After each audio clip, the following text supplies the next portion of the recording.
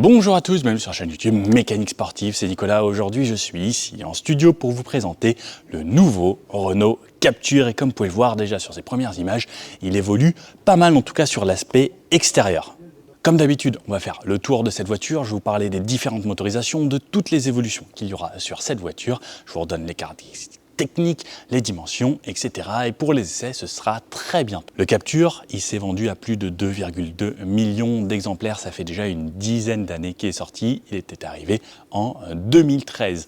Au niveau des motorisations qui seront disponibles, en France, on aura le 1 litre TCE 90 que l'on retrouve chez d'autres modèles du groupe, comme la Clio par exemple. On aura également le 1 litre TCE 100 GPL, donc on aura également un réservoir GPL et essence. Ça, c'est un moteur qu'on retrouve également chez Dacia, par exemple, qui est bien utilisé et assez économique. L'avantage, c'est qu'on peut l'utiliser et en essence et en GPL, donc on aura un réservoir situé dans le coffre. Ces deux moteurs-là sont des 3 cylindres, ensuite il y aura des moteurs 4 cylindres, donc des 1,3 litre qui ne seront pas disponibles en France, par exemple le 140 MHEV, donc c'est un mild hybride et un TCE 155 qui également ne sera pas disponible en France, mais dans d'autres pays européens au cas où vous en retrouvez à certains moments. Ensuite, en France, on retrouvera également le 1,3 litre TCE 160 avec une micro-hybridation, donc c'est MHEV également. Et ensuite, la version qu'on a aujourd'hui, ici, c'est les e-tech avec le 1,6 litre également 4 cylindres qui sera, lui, un 145 chevaux. 94 chevaux en thermique et le reste grâce à la puissance électrique avec une batterie de 1,2 kWh, ce qui permet quand même d'avoir des phases de roulement en 100% électrique, mais c'est toujours la boîte spécifique à Crabo où on démarre forcément en électrique puisqu'il n'y a pas d'embrayage sur ces boîtes. Ça fonctionne plutôt pas mal et c'est développé sur toute la gamme de chez Renault, que ce soit du Austral, du Rafale qui va arriver bientôt, que ce soit quoi d'autre qu'on a essayé encore, la Clio e-tech, peu importe. Donc toutes les nouvelles motorisations avec cette boîte qui fonctionne plutôt bien avec des consommations assez limitées. Donc soit du 3 cylindres, soit du 4 cylindres avec l'hybridation, de la micro-hybridation selon ce que vous préférez. Mais on m'a dit qu'en France, le plus vendu, c'était celui-ci. Elle existera en 3 finitions, la évolution qui sera à l'entrée de gamme, la Techno, le cœur, et ensuite les Esprit Alpine. On a une version Esprit Alpine ici qui présente quelques particularités. Esprit Alpine, c'est maintenant la finition haute de chez Renault. Au niveau les dimensions, le gabarit de cette voiture, elle mesure 4,24 m de long, 1,78 m de large sur 1,58 m de haut et un empattement de 2,64 m, c'est-à-dire entre les deux axes de roue. On en reparle lorsqu'on sera à l'intérieur. Au niveau des améliorations, il n'y a pas forcément que du design qui a changé sur cette voiture. Également à l'intérieur, on verra Android Automotive est apparu, donc ce qu'on retrouvait sur e-tech, Austral, etc. est arrivé enfin ici. Donc on va avoir Maps intégré directement, Waze à tout ça. Donc les versions Evolution malheureusement ne bénéficieront pas de la navigation GPS, mais à partir de la Techno, oui, et des Esprits Alpines également. Pareil, 3 finitions, ce qui permet d'avoir quelque chose de plus simple également lorsqu'on va acheter un véhicule. On aura de nouvelles couleurs, 14 combinaisons différentes. Le gris Rafale apparaît sur cette voiture. Donc on a ce magnifique bleu aujourd'hui que je trouve sublime. Et également une nouvelle couleur grège qui sera disponible sur les parties hautes. Ici, donc là par exemple, on a un biton bleu et noir. On pourra avoir par exemple un blanc et grège. Grège, en fait, je pense que ça a été trouvé comme nom parce que selon les reflets, ça passe du gris au beige. Voire même, il y a un petit peu quelques reflets un peu dorés. Dans les évolutions également, sur l'intérieur, on ne retrouve plus de cuir, ni même sur les versions alpines. Ce sera des cuirs synthétiques. On aura des selleries qui sont différentes, avec des habillages différents, mais on garde le même siège de base, mais avec de nouveaux motifs, comme vous pouvez le voir également là sur cette version Techno. On pourra avoir en option des marchepieds, des éclairages latéraux, le crochet d'attelage également. On a une suspension qui évolue sur les versions hybrides, donc une version un petit peu plus ferme, et également au niveau de la colonne de direction, on va ressentir quelque chose de différent. Alors j'ai hâte de vous les tester pour vous donner mon ressenti, puisqu'à ce qui paraît, on va avoir un plaisir de conduite un petit peu amélioré, et surtout une caisse qui se maintient un petit peu mieux avec plus de dynamisme. Au niveau du coffre, je vous en reparle après, lorsqu'on est arrière, on a toujours une banquette coulissante qui sera un avantage. Et pour les mélomanes, une sono Harman Kardon qui arrive, 410 watts de puissance, ce qui sera également plutôt plaisant lorsqu'on aime la musique, puisque je sais que de plus en plus on écoute de la musique d'assez haute qualité grâce aux applications et autres, ça peut être un vrai plus.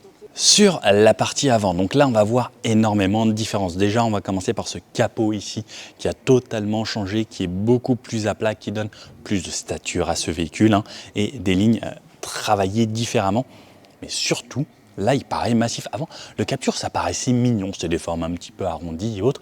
C'était une voiture, ça passait, on se dit, oh, elle est mignonne. Là, on se dit, ah ouais, il y a quand même du style. C'est plus marqué, c'est plus à plat. Et là, par contre, là, on a une face qui est vraiment verticale. Lorsqu'on se met sur le côté, on le voit vraiment. C'est très droit. Et pareil au niveau des projecteurs ici à l'avant, des feux de jour ici qui maintenant intègrent la nouvelle signature et le nouveau style de chez Renault.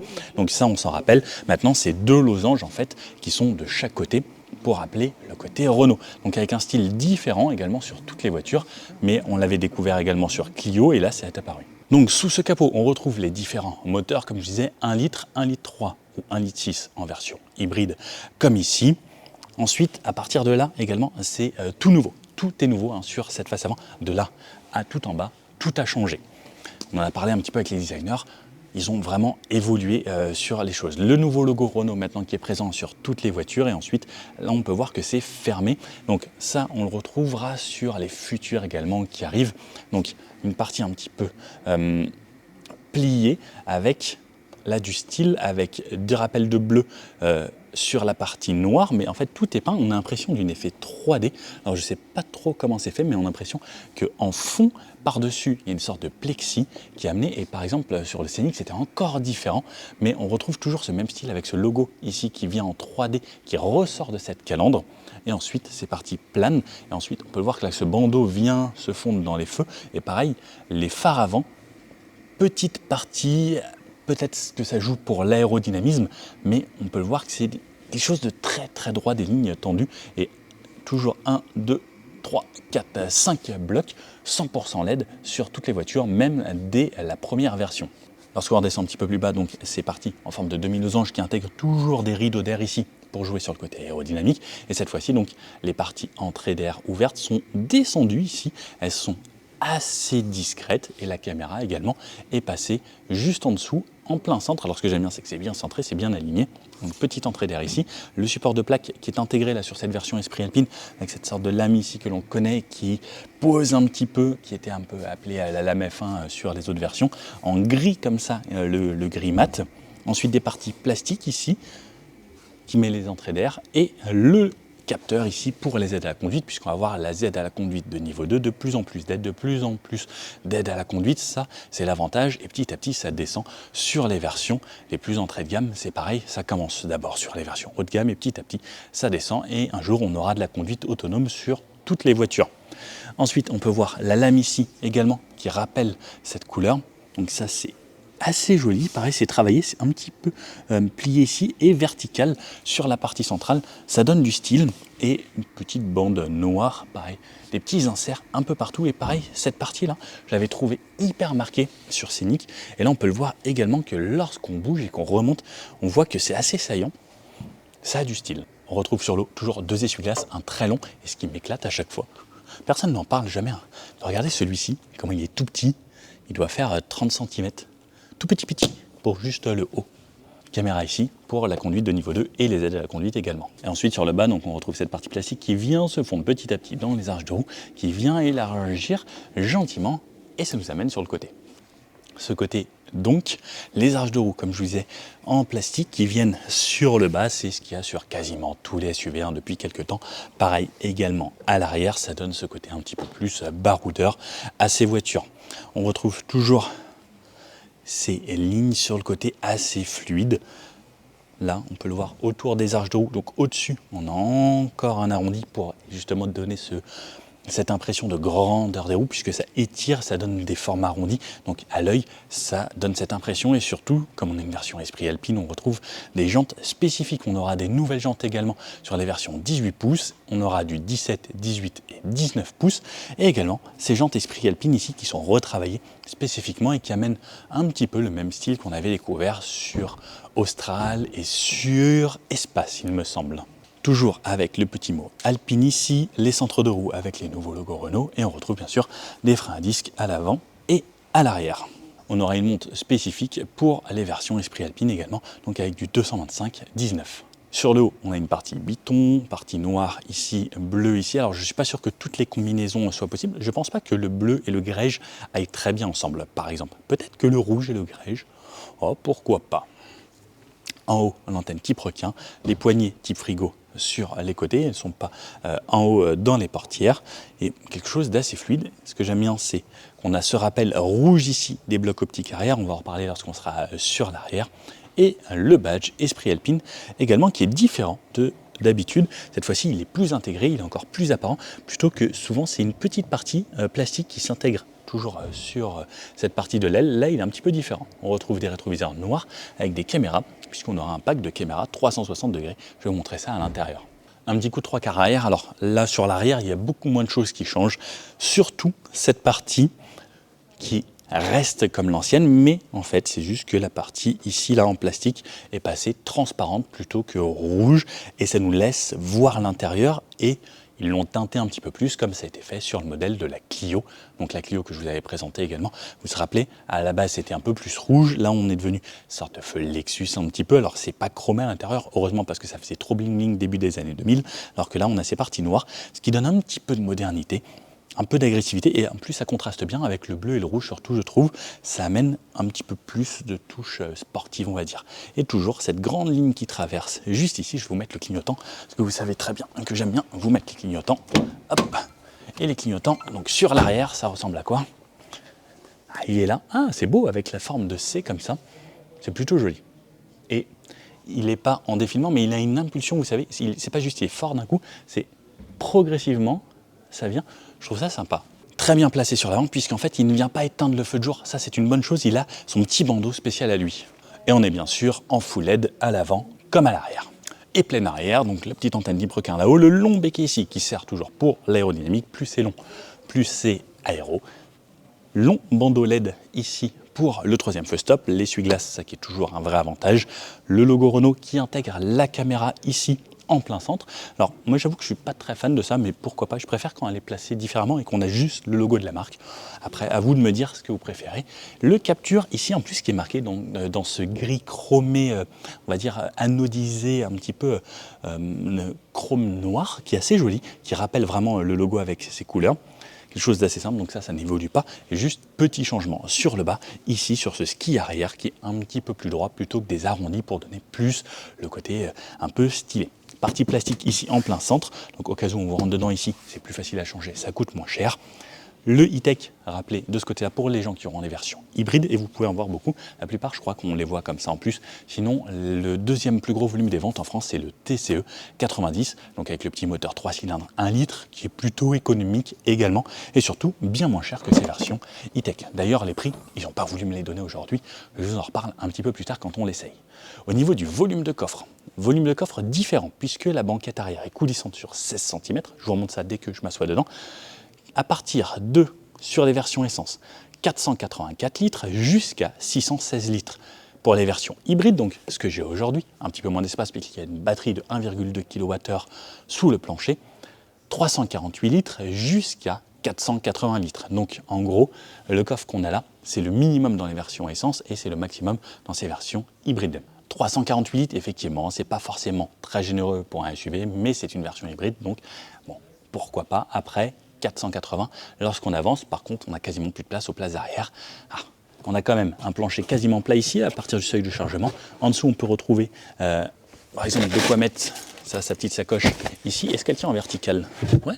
Donc c'est quand même assez profond, comme vous pouvez le voir. Un petit peu de profondeur. Moi, ce que je vais faire, c'est essayer de rentrer lorsque ça, c'est en haut. Hop.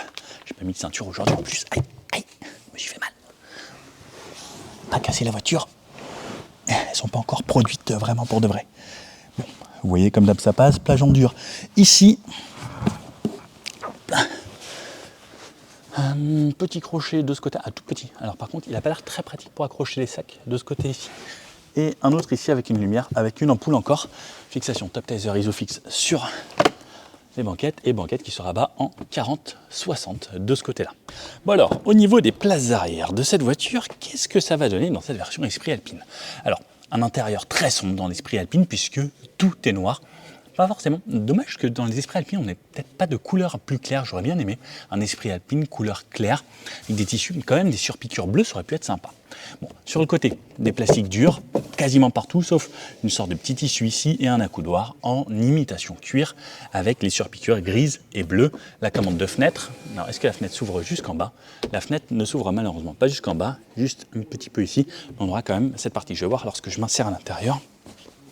Hop. Alors je rentre assez facilement et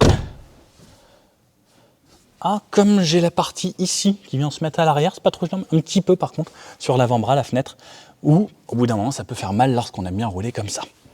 Je referme juste ici. Alors Nicolas, 1m80 en position arrière. Alors au niveau de la tête, alors lorsque je suis bien à ma place ici, je peux bouger un petit peu, par contre je vais très très vite arriver dans le montant ici, donc c'est un petit peu dommage. Par contre, si je m'avance un poil, on a des fenêtres assez grandes, ce qui offre une bonne visibilité sur l'extérieur. Niveau de la tête au plafond, il me reste encore un petit peu de place. Si j'allume ici, donc on a 3 LED au plafonnier.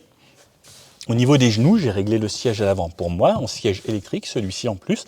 Ce que j'aime bien, c'est que la banquette est positionnée haute et que le plancher est creusé, ce qui me permet d'avoir une position un petit peu plus comme une chaise et pas être avec les genoux trop remontés. Donc là, je suis vraiment bien installé. J'ai de la place, même sous le siège avant, alors qu'il est réglé quasiment à la position la plus basse. J'ai de quoi passer mes pieds en dessous, ça c'est une bonne chose. Ce qui me permet d'être quand même assez relax et même au niveau du rayon des genoux, là, je suis vraiment bien. J'ai les ceintures sur le côté. Ouais, la banquette accroche bien, alors ce tissu, je sais pas comment c'est fait, mais en tout cas, je glisse pas du tout, pareil au niveau du dos, et le dos est un petit peu creusé, et c'est matelassé sur le côté avec cette finition Esprit Alpine, avec les surpiqûres bleues, d'ailleurs les surpiqûres bleues qu'on retrouve également sur les ceintures sur le côté, mais pas pour la personne du milieu, elle n'a pas le droit. Bah, franchement, je pense que même en conduite dynamique à l'arrière, sans me tenir, je serais plutôt bien. Oh, je viens de voir un truc trop stylé, je vous montre ça juste après à l'avant. Ah, j'adore! Waouh! Ah, ça, c'est très cool. Non, je vous le dis après, comme ça, vous restez un petit peu plus longtemps. Au milieu, pas d'accoudoir. Ici, 2 ports USB type C. Une prise allume-cigare, tout de même, ce qui peut être bien pour brancher des accessoires. La climatisation, donc on peut juste régler le débit d'air avec 2 aérateurs ici. Des haut-parleurs à l'intérieur des portes. Là, on a un petit toit ouvrant sur la partie avant. Alors, il ne vient pas jusqu'à l'arrière, c'est quand même plus creusé ici, ce qui est une bonne chose. On est plutôt pas mal. La banquette coulissante, donc on en a parlé. 16 cm de coulissement. Hop, alors. Par contre, ce qui est un petit peu dommage, c'est que pour faire coulisser cette banquette, il faut absolument mettre sa main au milieu. Et là, par exemple, imaginons que je sois un petit peu violent, j'y vais fort, bam, je m'éclate la main contre ça. Ça, c'est un petit peu dommage. Ils auraient pu penser à le faire sur les côtés, parce que souvent, on est plus sur le côté pour le tirer, avoir peut-être un truc un petit peu plus long, ça aurait été plus pratique. Donc, elle coulisse intégralement, donc on ne peut pas séparer gauche ou droite. Par contre, effectivement, ça offre beaucoup plus de volume de coffre. La banquette donc se rabat en 40-60, comme je vous disais. Donc, lorsque je rabats de ce côté-là, voilà. Alors, il faut penser à bien mettre la ceinture dans son petit truc ici pour pas qu'on galère à la récupérer derrière. Et là, on a un plancher quasiment plat. Je remonte ici. On vient voir ce que ça donne au milieu. Donc on a un petit tunnel central. Donc il faut bien passer le pied là. Alors, les boucles de ceinture, elles bougent. Elles sont montées sur des lanières, ce qui est plutôt pratique. Alors lorsque je suis au milieu, par contre, j'ai ma tête qui vient toucher là aussi. Je me mets bien droit. Il me reste quand même de l'espace au genou. C'est beaucoup plus ferme ici. Le dossier, lui, par contre, rebondit un petit peu. Alors on sent qu'on a une mousse un petit peu comme un matelas qui rebondit pas mal. On aurait envie de sauter dessus. C'est pas inconfortable. Mais l'assise, elle, est beaucoup plus ferme et surtout, elle est très courte, donc on a l'impression qu'on va basculer un petit peu. Moi, j'ai un popotin assez étroit. Si on est plus large, il y a peut-être moyen qu'on dépasse un petit peu des deux côtés. Fixation top taser Isofix sur les deux côtés avec là, les petites fermetures ici pour bien cacher les Isofix. Bon, c'est plutôt pas mal. Après, c'est très sombre quand même. Et dans les sièges, on retrouve les filets ici avec une partie, je sais pas trop ce que c'est. Je sais pas si c'est la même chose que la sellerie mais bien tendue ou une autre. C'est quand même assez doux. Allez, je vous emmène faire le tour de ces voitures. Regardez, j'ai mis le mode FPV. Waouh, on se croit dans Inception. Bon, l'avant est quand même très cool. Ça amène beaucoup plus de style à ce capture. Et regardez, j'aime bien vous le montrer comme ça également. Les blocs optiques ici, cette partie avant. Et là, cet intérieur de calandre très intéressant. Là, on peut le voir. Et le côté très vertical, comme je vous disais. Là, on voit, c'est vraiment très droit. Les jantes, le côté. En fait, même s'il évolue pas tant que ça, on voit quand même une différence. Sur le côté, je pense que c'est là où on verra le moins la différence, mais même en fait, avec l'avant très droit et cette partie capot, on a l'impression qu'on a changé de voiture. En fait, si on le regarde que de là à là, ça va, on peut se dire c'est capture, mais même avec ces nouvelles jantes et autres, comme quoi même juste une paire de jantes, ça peut changer beaucoup une auto. Sur l'arrière, donc ces nouveaux blocs optiques, là, on voit, comme il est tout beau, tout neuf, c'est beau, j'adore quand une voiture est neuve, comme ça on se voit dedans. Par contre, pour filmer, c'est un peu plus chiant. Le capture ici, et on va aller à l'intérieur et regardez ça, c'est les petits genres de détails que j'aime bien. Vous savez à quoi c'est dû ça? Là, vous voyez une petite partie ici. Parce qu'en fait, la législation française impose que la carrosserie soit plus large que les pneus. Et comme vous pouvez voir, on a un petit peu de carrossage ici. Et en fait, si on n'avait pas cette partie plastique qui débordait là, eh bien, ce serait trop large. Donc, si je me mets droit comme ça, par exemple, on peut voir que là, on a peut-être le pneu qui dépasse un poil ici, alors que là, si on arrive à cette partie-là, ça aligne et ça fait que ça devient légal. Voilà.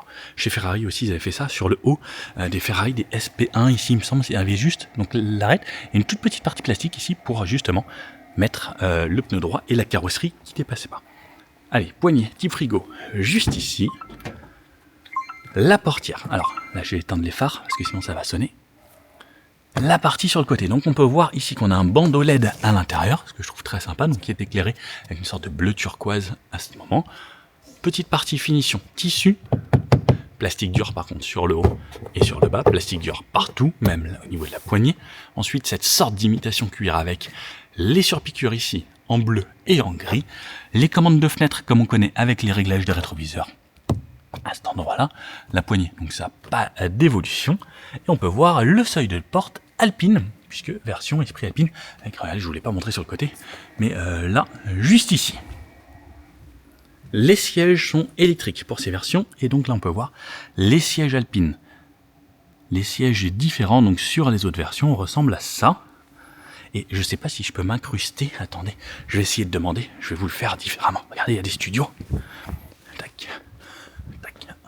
Est-ce que je peux? Il y a un collègue par là. Attendez, j'essaie de vous trouver. Ah pardon, Antoine. Tu es ici? Est-ce que je peux m'incruster ou pas, s'il te plaît? Mais incruste-toi, je t'en prie. Très rapidement. Il y a de la place pour s'incruster. C'est gentil, merci. Ouais. Tu veux passer à la télé ou pas? Quelle télé? Antoine, regarde, c'est Antoine, c'est le copain. Merci Antoine. C'est juste pour montrer aux gens.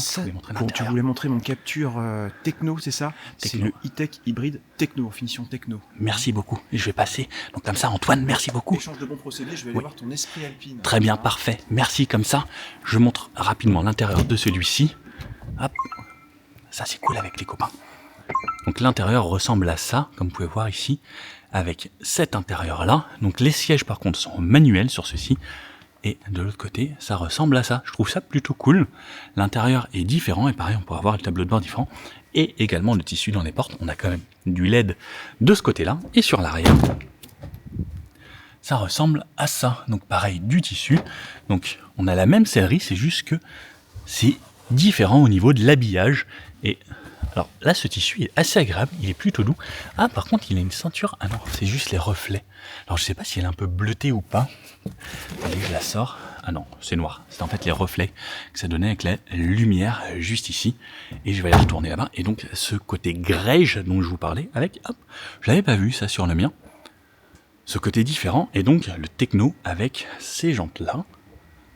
C'est cool parce qu'en fait, pour rien vous cacher, il y a 3 voitures, il y en a une un petit peu derrière. Il y avait la mienne là et celle-ci. Et l'autre côté, c'était une autre bleu esprit alpine également. Et donc on a tous nos petits studios. Comme vous avez pu le voir, c'est pas très loin, voilà à quoi ça ressemble. Pour ceux qui veulent voir les backstage, ça ressemble à ça. Et... Non, c'est le patron, ça. Alors, c'est où? Faut que je retrouve mon drap. Voilà. Hop. Merci beaucoup, c'était très très gentil. Je t'ai capturé ton capture. Oh. Bon, je vous remontre à l'intérieur. Si tu en as besoin, tu me dis après, hein. N'hésite pas. Yep. Donc, hop, la poignée. Ici, donc, je vous ai montré la sellerie ici. Petite spécificité, c'est le Alpine là. Le petit logo bleu, blanc, rouge juste ici. Parce que France, messieurs, dames. Le pédalier Esprit Alpine, qui est l'ancien RS de Renault Sport. Et surtout, je vais pouvoir me reculer petit à petit. Alors, regardez, est-ce que vous avez deviné ce que je voulais vous montrer? Le petit détail qui tue, c'est ça. Regardez, c'est un petit peu bleuté, je trouve ça trop cool, j'avais jamais eu ça. Et ce côté finition rend super bien. Également un petit drapeau de la France de ce côté-là, les surpiqûres Esprit Alpine également, et un tissu. Donc ça donne quand même un look un petit peu plus cool et un plus haut de gamme. Par contre, sur le haut, sur le haut, c'est également moussé sur le tout. Donc la portière, je vous l'avais déjà montré. Le volant, cette fois-ci, donc le volant qu'on connaît bien chez Renault, mais avec les surpiqûres bleu, blanc, rouge, les petits détails français qui font plaisir. Nouveau logo Renault au centre. De côté gauche, toutes les aides à la conduite, régulateur adaptatif, on peut le voir avec le régulateur de distance ici. Et sur la droite, on va avoir la commande vocale, décrocher au téléphone, changer les menus, puisque maintenant on est en écran forcément ici au centre, et également cet écran, je vous en reparle juste après de cet écran. Voilà les animations, j'aime bien vous montrer les animations aussi. Je trouve ça cool, on peut avoir Maps intégré, donc ça c'est seulement sur la version Techno et Esprit Alpine. Là, voilà, ça c'est pour les aides à la conduite, et quelque chose de plus simple si on n'a pas envie d'avoir toutes ces fioritures, et des sortes de compteurs avec la réserve de puissance ici, et la vitesse. Donc on a bien sûr toutes les infos, là on a un mode confort par exemple, on a toujours plusieurs modes. Donc ça ici, on peut changer les modes grâce au bouton ici. Vous saviez avant, le multisense c'était au niveau du tableau de bord ou autre. Maintenant c'est apparu directement sur le volant. Donc on a le choix entre confort, éco, sport ou personnalisé. Personnalisé, on va pouvoir régler sa direction, ses couleurs, ses ambiances. Et par exemple, là, vous pouvez voir ici que c'est passé une sorte de violet. Et si je passe en sport, je pense qu'il va passer en rouge. Exactement. Tout comme un petit peu les autres infos ici. Et dans les menus également, on va voir des choses un petit peu plus rouges. Et ça sera personnalisable selon les thèmes d'ambiance. Sur la gauche, le truc le plus intelligent de Renault, lorsqu'on va conduire, vous savez, maintenant, il y a plein de bip bip et autres. Lorsque j'appuie 2 fois ici, je peux désactiver le My Safety Pro. Donc ça veut dire tous les trucs de limitation de vitesse, de bande, etc. Je vais pouvoir le personnaliser et désactiver. Merci. Merci Renault d'avoir fait ça. C'est la meilleure idée que vous avez eue jusqu'à là. Ensuite, le e-save, ça c'est pour rouler en électrique et pouvoir recharger la batterie un petit peu. La hauteur du réglage des phares. Un petit peu plus bas, on n'a rien là, on n'a rien là. Le volant est réglable en hauteur et en profondeur. Derrière, on retrouve les phares ici, appel de phare, clignotant et c'est tout. De ce côté-là, c'est les essuie-glaces, comme d'habitude, et on retrouve toujours chez Renault les commandes pour la radio, juste derrière, avec changement de radio, volume plus, moins, et la touche mute en plein centre, et choisir ses sources, est-ce que vous voyez là, source là-haut, et les modes à cet endroit-là. Donc ça, c'est bien lorsqu'on s'y est fait, et heureusement que c'est plus vieux en plastique, qu'on trouvait pendant très très longtemps. La touche pour démarrer la voiture, c'est juste ici, aérateur de chaque côté de l'écran, donc en symétrique, et également un aux extrémités de chaque côté. Sur le haut, pas d'affichage tête haute. On peut voir qu'on a un sono Harman Kardon 410 watts ici. Donc malheureusement, je ne peux pas tester pour des raisons de droit d'auteur sur les musiques sur Internet, c'est un petit peu compliqué. Nouvel écran ici qui va intégrer le Open Airlink avec Google Automotive. Donc ça, on connaît maintenant grâce à Mégane, grâce à Austral, grâce à Espace. Donc avec tout cet intérieur et surtout, regardez, c'est quand même beaucoup plus moderne. Multisense que je peux configurer à cet endroit-là. Et ensuite, tous les menus. Je vous avais déjà fait une vidéo spécialement dédiée à ces écrans. Si ça vous intéresse, vous mettez dans les commentaires. Je vous en referai peut-être un sur ce nouveau Capture parce que ça reste une voiture qui est quand même assez vendue. Avec les réglages, driving, véhicule et autres, on a toujours ces petits réglages avec le mode retour. On peut voir que c'est ultra réactif. Caméra 360, on peut le voir sur les côtés, avant, arrière. Alors la caméra 360 n'est pas d'une qualité exceptionnelle, Mais au moins, on a caméra 360 et le côté électrique ici, donc il va me donner les statuts de batterie, de moteur, qu'est-ce qui tourne, etc. C'est plutôt pas mal avec des réglages, etc. Je viens de voir avertisseur piéton. Ah, on peut faire le son de Jean-Michel Jarre, neutre ou expressif. Ah oui, Jean-Michel Jarre, on l'a essayé là sur Céline il y a pas longtemps. Je préfère le neutre ou autre parce que sinon on l'entend beaucoup. Alors après, pour les piétons, si vous voulez qu'ils entendent Jean-Michel Jarre, pourquoi pas, c'est comme les animations d'entrée. Alors je peux peut-être pas vous le faire ici parce que c'est les voitures de pré-série et qu'elles sont branchées en permanence. Ensuite, on a les raccourcis clim juste en dessous, donc ça c'est vraiment une bonne chose, plus chaud, moins chaud, plus fort, moins fort, juste ici, comme vous pouvez le voir. Et ensuite les embuages et la clim auto. Donc ça, c'est franchement top. Et on a sur le haut ici de quoi éteindre ou les touches de volume tout en haut si on n'aime pas par exemple avoir du tactile ou si le passager veut le faire. Donc là, je peux régler le volume de cette façon ou également en tactile lorsqu'on y a touché une fois. Ou sinon, c'est moi derrière le volant. Ensuite, lorsqu'on redescend un petit peu plus bas, on retrouve deux ports USB type C ici, la prise allume-cigare 12 volts, de quoi ranger pas mal de choses, poser ses téléphones ici. Et ensuite, donc ça, c'est une des rares qui a encore cette ancienne partie sélecteur de vitesse, puisque ils n'ont pas changé, ça reste une phase 2, c'est pas une nouvelle capture.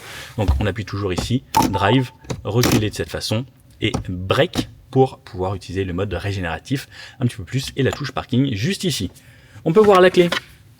Donc pareil, elle n'a pas évolué. Capture, ça c'est peut-être le nom de code de cette voiture. Là, FR pour la France. Donc toujours son petit emplacement ici et également on retrouve un emplacement en dessous, juste ici pour pouvoir poser encore téléphone ou autre. Donc on a sur 2 niveaux, console flottante juste ici, c'est plutôt joli.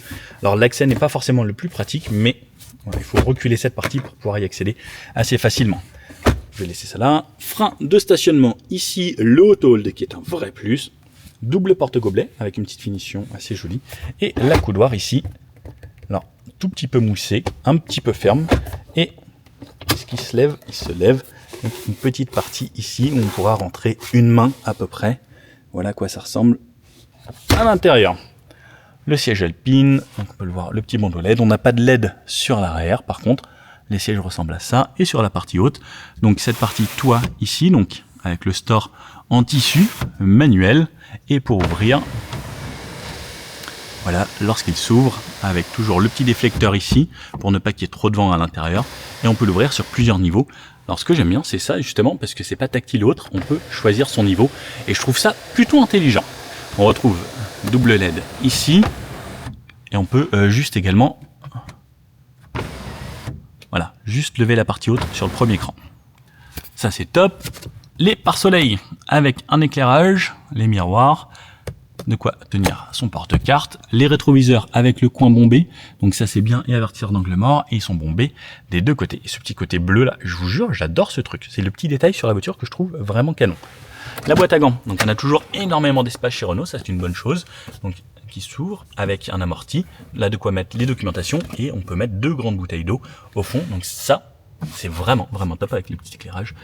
Juste ici, voilà, je pense que je vous ai tout montré sur l'intérieur. Allez, petit débrief à l'arrière. Bon, au final, ce restylage sur cette capture fait vraiment bien et surtout il le rend beaucoup plus moderne. Alors autant l'arrière, bon, ils n'ont pas trop touché, mais l'avant par contre radicalement différent. J'ai beaucoup aimé cette partie verticale, cette partie plus moderne, ces nouveaux feux, du full LED, l'intérieur qui évolue également, le côté esprit alpine qui amène encore une touche un petit peu plus sympa. C'est vrai que les esprits alpines sont agréables.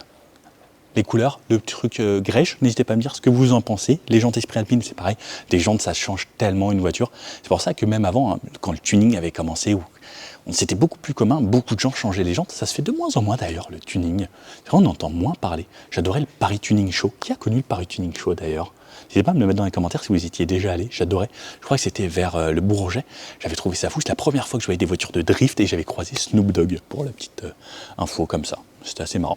Bref. Le Capture, le nouveau, 2024, il mérite vraiment d'être vendu aussi bien, voire peut-être même mieux que l'ancienne version, parce qu'il a tout, il a le côté hybride, full hybride, plus d'hybride rechargeable, puisqu'avant on avait la possibilité. L'avantage c'est que là, full hybride, c'est le truc le plus simple, vous roulez, ça se débrouille, ça fait des consommations top. J'ai hâte de l'essayer pour voir ce que ça va donner niveau conso, mais je pense que ce sera comme l'ancien. De toute façon, il y avait les motorisations également e-tech de cette façon. Bon, si vous avez bien aimé cette vidéo, comme ça, le petit pouce bleu, n'hésitez pas à vous abonner. Merci encore à tous ceux qui s'abonnent et qui rejoignent la communauté de la chaîne, c'est un gros plus. Et puis je vous dis à bientôt pour une prochaine vidéo, et on l'essaye très prochainement de ce que j'ai compris. Allez, ciao!